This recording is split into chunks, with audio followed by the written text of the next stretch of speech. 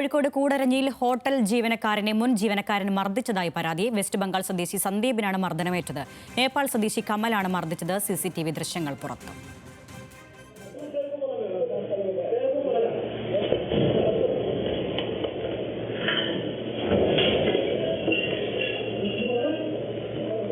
നമ്മുടെ സ്ഥാപനത്തിലെ കൂടരഞ്ഞി വിജയ് ഹോട്ടലിൽ നേപ്പാൾ സ്വദേശിയായിട്ടുള്ള കമൽ എന്ന വ്യക്തി അകാരണമായി നമ്മുടെ സ്റ്റാഫിനെ കടയിൽ കയറി മർദ്ദിക്കുകയാണ് ഉണ്ടായത്.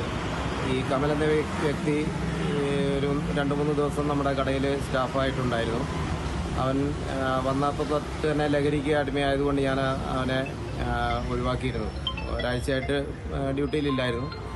എന്നാൽ ഇന്നലെ രാത്രി സ്ഥാപനത്തിൽ ഞാനവിടെ ഇല്ലാത്ത സമയത്ത് സ്ഥാപനത്തിൽ വരികയും നമ്മുടെ സ്റ്റാഫുമായിട്ട് വാക്കേറ്റുണ്ടാകുകയും സ്റ്റാഫിനെ അകാരണമായി കടയിൽ കയറി മർദ്ദിക്കുകയാണ് ഉണ്ടായിട്ടുള്ളത്.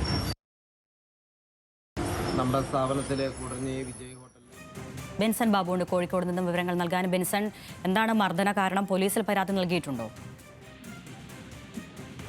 അരുണ്യ, കോഴിക്കോട് കൂടരഞ്ഞിയിൽ പ്രവർത്തിക്കുന്ന വിജയ എന്ന ഹോട്ടലിലാണ് ഇന്നലെ രാത്രി 10 മണിയോടുകൂടി നമ്മൾ ഈ ദൃശ്യങ്ങളിൽ കണ്ട രീതിയിലുള്ള ഒരു ആക്രമണം ഉണ്ടായത്. അവിടെ ഒരാഴ്ച മുമ്പ് ജോലി ചെയ്തിരുന്ന നേപ്പാൾ സ്വദേശിയായിട്ടുള്ള കമലാണ് ഈ ആക്രമണം നടത്തിയത്.